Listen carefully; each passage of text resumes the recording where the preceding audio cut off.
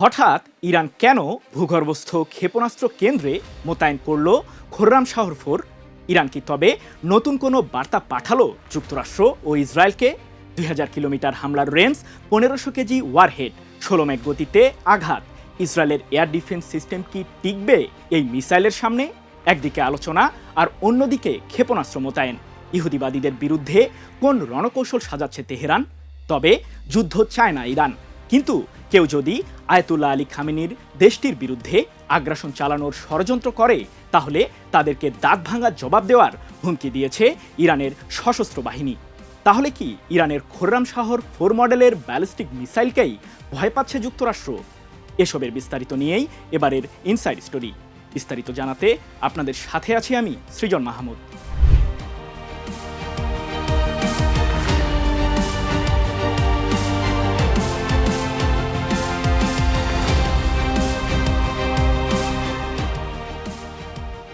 সামরিক হামলার ভয় দেখিয়ে ইরানের পারমাণবিক ও ক্ষেপণাস্ত্র প্রযুক্তিকে দুর্বল করার পায়তারা করছে যুক্তরাষ্ট্র।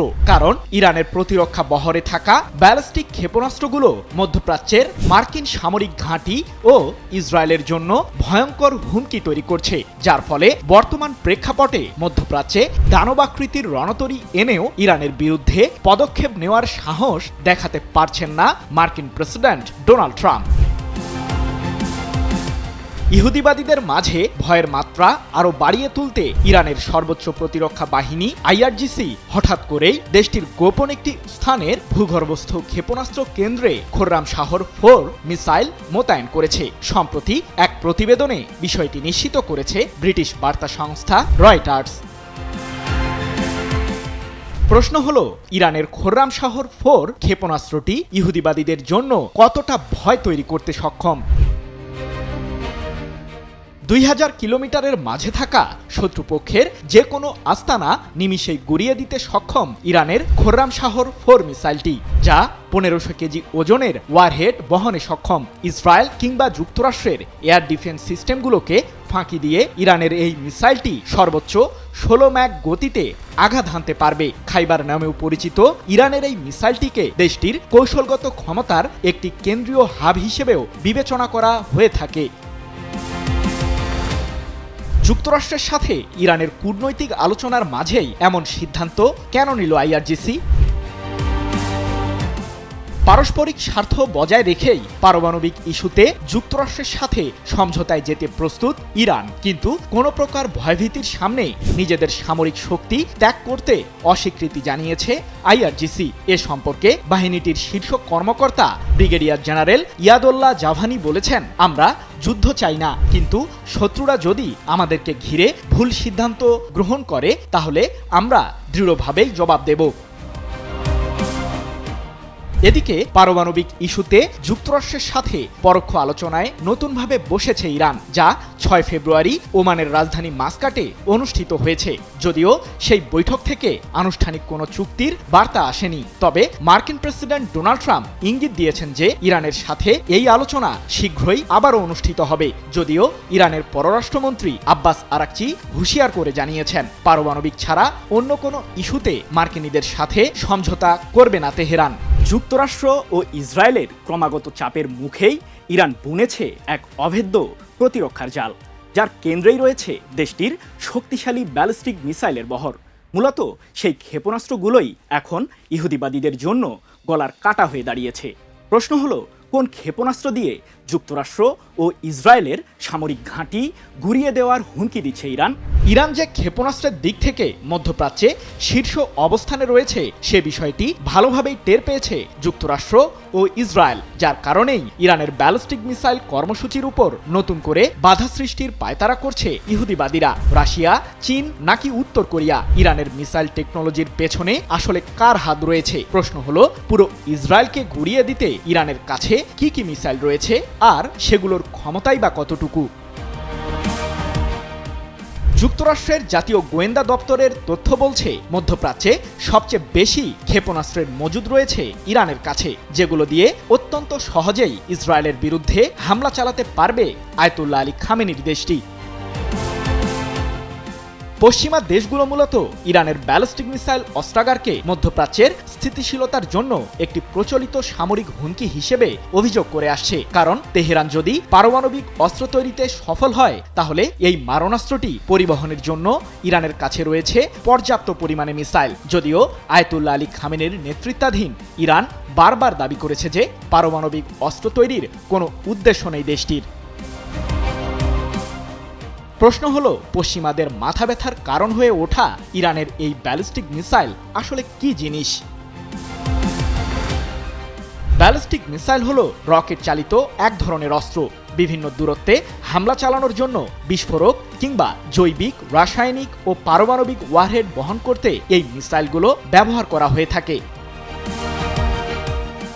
এদিকে শত্রুপক্ষের হামলা থেকে মিসাইল লঞ্চার কেন্দ্রগুলোকে রক্ষা করার জন্য ইরান গড়ে তুলেছে ভূগর্ভস্থ ক্ষেপণাস্ত্র কেন্দ্র।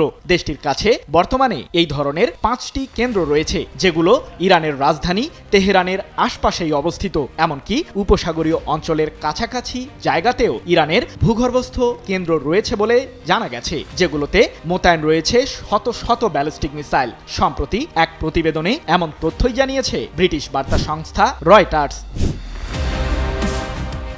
কিন্তু ইসরায়েল ও মার্কিন সামরিক ঘাঁটির প্রতিরক্ষা বলয় ভেদ করতে ইরানের কাছে ঠিক কয় ধরনের ক্ষেপণাস্ত্র রয়েছে?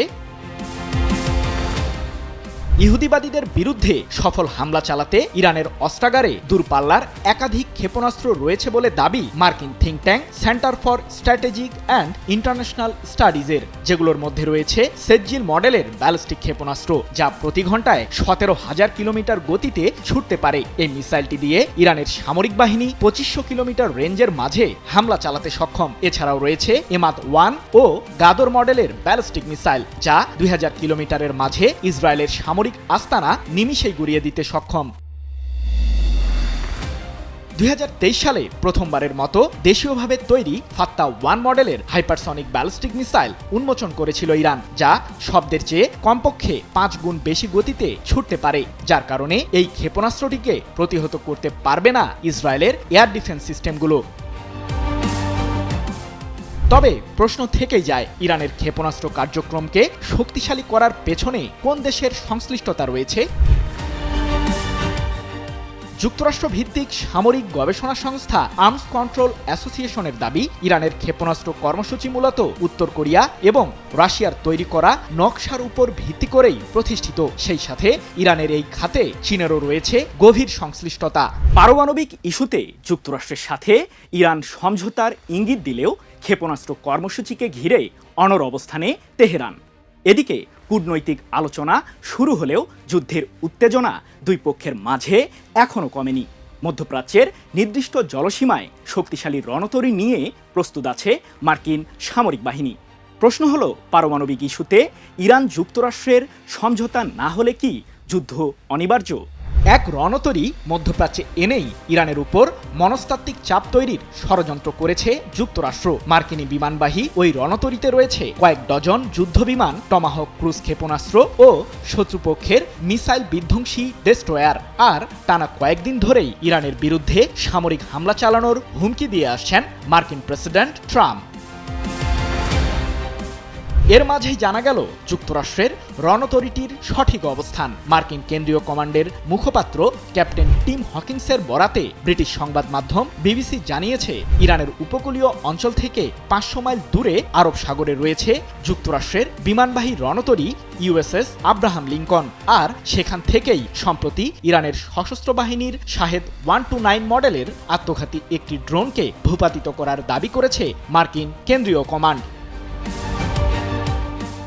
মূলত ইরানের ওই ড্রোনটি আন্তর্জাতিক জলসীমায় শত্রুপক্ষের জাহাজের উপর কঠোর নজরদারি করছিল বলে জানা গেছে। তবে সেই ড্রোনটিকে নিজেদের জন্য হুমকি হিসেবে মনে করছিল যুক্তরাষ্ট্র, যার কারণেই সেটিকে F-35C মডেলের যুদ্ধবিমান দিয়ে ভূপাতিত করেছে মার্কিন কেন্দ্রীয় কমান্ড। কিন্তু প্রশ্ন হলো, 500 মাইল দূর থেকে কি আসলেই ইরানে হামলা চালাতে পারবে যুক্তরাষ্ট্র? বিশ্লেষকদের দাবি, বিমানবাহী রণতরী ইউএসএস আব্রাহাম লিঙ্কনে থাকা টমাহক ক্রুজ ক্ষেপণাস্ত্র দিয়েই ইরানে হামলা চালাতে পারবে মার্কিন কেন্দ্রীয় কমান্ড। কারণ টমাহক মডেলের ক্রুজ ক্ষেপণাস্ত্রটি সর্বোচ্চ 1550 মাইলের মধ্যে থাকা যে কোনো জায়গাতেই হামলা চালাতে সক্ষম। তবে এক্ষেত্রে প্রধান বাধা হতে পারে ইরানের এয়ার ডিফেন্স সিস্টেমগুলো। সেগুলো দিয়েই মূলত আয়াতুল্লাহ আলী খামেনির দেশটি টমাহকের মতো ক্ষেপণাস্ত্রকে প্রতিহত করতে সক্ষম। মধ্যপ্রাচ্যের আকাশে এখনও ঘন কালো মেঘ। একদিকে কূটনীতি, অন্যদিকে সামরিক উত্তেজনা। যুক্তরাষ্ট্রের চাপ, ইসরায়েলের উদ্বেগ আর ইরানের প্রতিরোধ, এই ত্রিভুজেই ঘুরছে মধ্যপ্রাচ্যের রাজনীতি। রণতরী ভাসছে আরব সাগরে, মিসাইল তাক করা তেহরানের গভীর কেন্দ্রে। ইরান বলছে তারা যুদ্ধ চায় না, তবে ইহুদিবাদীদের ভয় পায় না তেহরান। তাই প্রশ্ন থেকেই যায়, ইরান আর যুক্তরাষ্ট্র কি চুক্তির পথে হাঁটবে, নাকি ইতিহাস আবারও যুদ্ধের দোরগোড়ায় ঠেলে দেবে মধ্যপ্রাচ্যকে?